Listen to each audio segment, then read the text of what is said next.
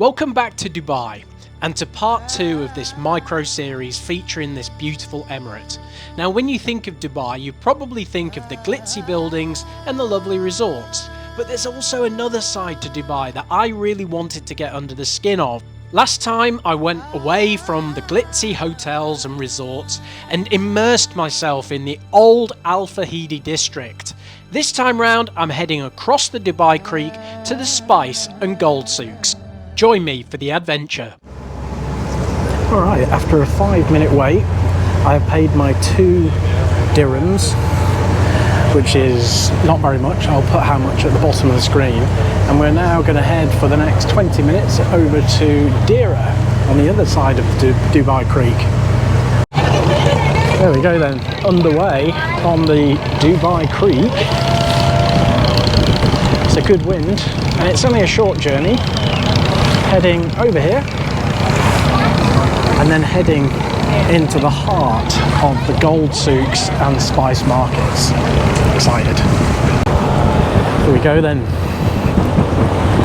Coming into port. Look at how busy this area is. It's like the Arabian Venice. There we go then. After a less than 3-minute journey, we have arrived on the side of the river where the Gold Souks and spice markets are. So I was wrong about it being 20 minutes, but there we go, Deira Old Town water taxi station. Now, even though that was 3 minutes, that was a great 3 minutes. Something I've not said in my life very often. Yeah, I mean, what a cool experience being able to cross the Dubai Creek on one of the beautiful traditional wooden boats. So then on the other side of Dubai Creek here, right next to the Abras, and there are a lot of them parked up at the moment. You can see on the boat itself, Abra number 61, kind of like a registration plate. And then in the center, that would be where people would sit, or they would bring their goods and you know, whatever it is that they were selling for the day or that they bought, and then could be transported back across to the other side of the city. Now there aren't many bridges in Dubai that cross the creek, and a big reason for that is to try and maintain the historical impression and sympathy to the architecture of this particular part of Dubai, and I think it's all the better for it.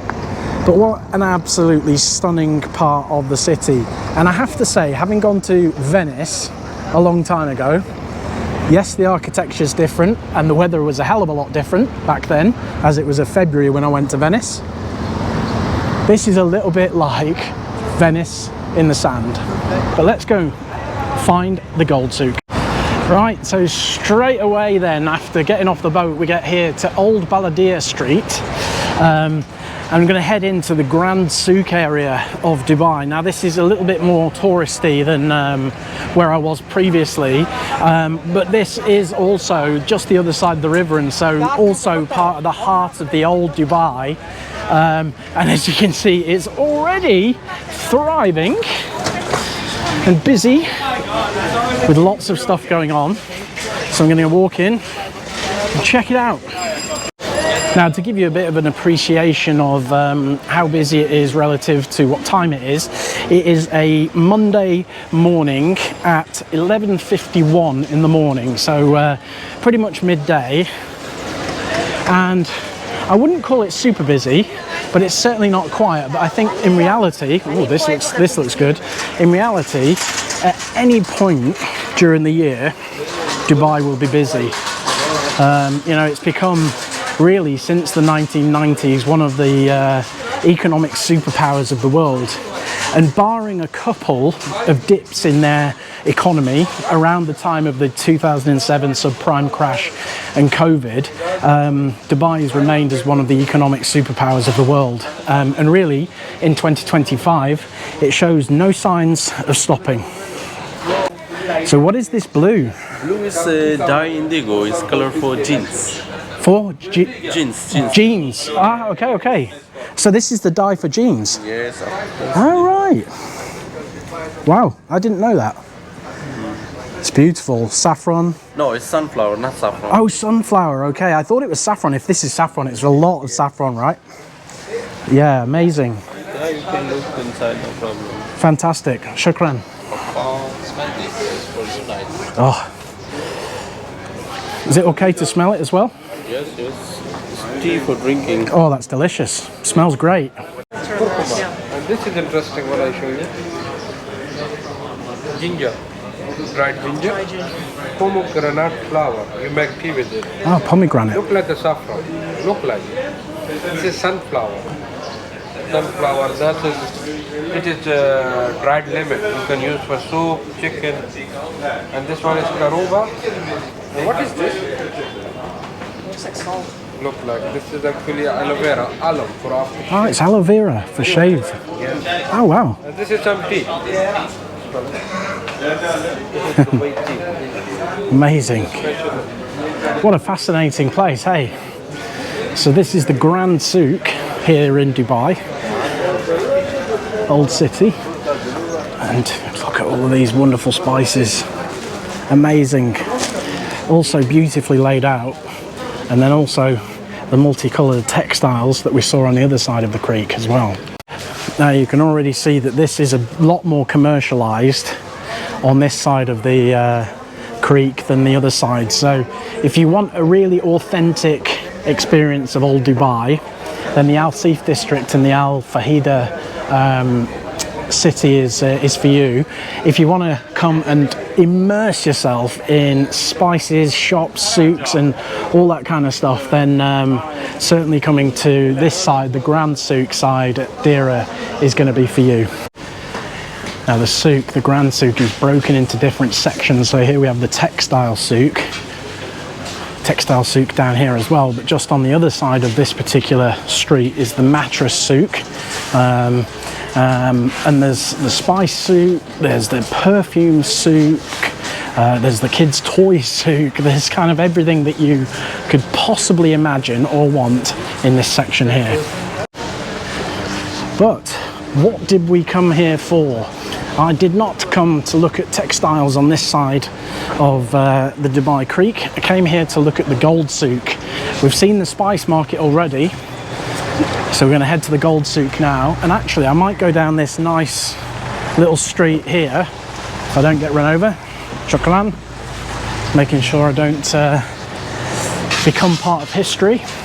And head down this cool little street towards the Gold Souk. Now then, as I wind my way through these little streets and the traders here, the Gold Souk that I'm heading towards is one of the largest in the world, and about 20% of the world's gold passes through here each year. So it's an extremely powerful area in terms of the gold market. So really looking forward to finding it. I've got a rough idea of where I'm going. I think I'm going in that direction. But it's pretty fascinating as well, just walking along these little side streets here. Again, not really what you would necessarily associate with Dubai if you're a tourist. So again, can't recommend it highly enough. Get out of your nice fancy resorts, come and see the real Dubai, come and soak up the culture. Right, things are starting to turn a bit more gold now, and I'm only about, I don't know, 150, 200 yards away from the Gold Souk, but I'm hoping to see the world's heaviest and most expensive gold ring. Apparently it weighs 64 kilos, 64 kilos, and is worth millions and millions and millions of pounds, dollars, whatever your currency is. 64 kilos of gold is going to be worth an awful lot, but let's have a look. I can see that gold is being advertised here under the beautiful Emirati flag, so let's get stuck in. You from? I'm from the UK. Yeah.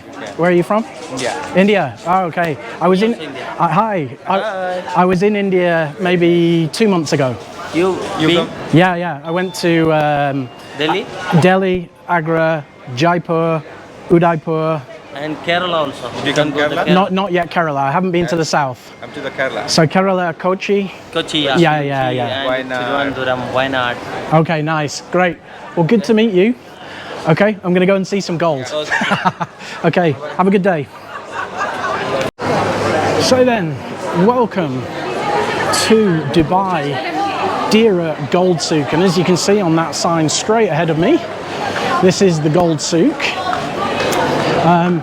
And it's not just one passageway, although this is kind of what you would call, I suppose, the high street of the Gold Souk here in Deira. But there are alleyways that sort of branch off on all sides of the street here, and then down there you can also buy gold. But yeah, so 20% of the world's gold passes through here every year, and I'm not entirely sure how I'm going to find this 64 kilo gold ring, but already there are some pretty epic outfits. Wow, all of that will be made of gold. Now, I can't quite imagine anyone wanting to wear that, and it's drawing a bit of a crowd. Something I can definitely tell you though is that I would not look good in it. You know, as much as I can pull off a look, I'm not entirely sure if I were to put these on, it would suit me. But yeah, cool, what a cool place. I'm gonna see if I can find that 64 kilo ring. All right, I've been given instructions to find the 64 karat gold, no, the 64 kilo ring. 64 carat would be pretty expensive, but I'm just weaving my way through the crowds, and what I have noticed is there are a lot of couples here who are probably coming to find something special for their partner. Fortunately, I'm not going to have to spend anything, but I can see that there are already a lot of people being sold to along this fascinating and thriving street. There you go then. The 64 kilogram gold ring, and a door of equal weight, worth millions and millions of pounds or dollars, whatever your currency. That is quite a big ring. I'm not entirely sure what the point of it is. I think it's one of those things that you build just because you can. But it's the biggest ring in the world. Ah, thank you very much. Oh, I've been given some information about it. So the carat is 21 karat gold. The gross weight is 64 kilograms. Wow, the weight of the gold used in it is 58.6 kilograms. That's absolutely amazing. On the front there are diamonds, which you can just see through there, and the weight of the diamonds is 5.17 kilograms. Wow, and it took 55 workers 45 days at 10 hours a day to build it, and it's in the Guinness World Records as the largest ring in the world. There it is, the biggest ring in the world. Bloody hell. Whereas on the other side, good, cheap, fast. Now you can see just how busy this shop is. And this is just one of hundreds of Gold Souks along this particular high street here. You get a bit of a good view that way. I mean, this place must generate an absolute fortune. I'm blown away just how many Gold Souks there are, and normally you would think that where there are multiple shops in one place, they're almost making the pie smaller and eating each other's piece of the pie, but I guess given the fact that 20% of the world's gold passes through here, the pie's big enough for everyone. Incredible. But there you go. That's the biggest ring in the world, and the Dubai Gold Souk.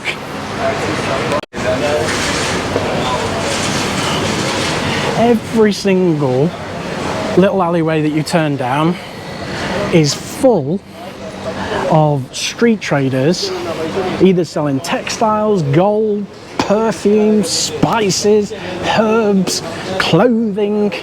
I mean, it's just unbelievable. It really is unbelievable. And I'd said when I was a lot younger and I went to Morocco that it was an assault on the senses.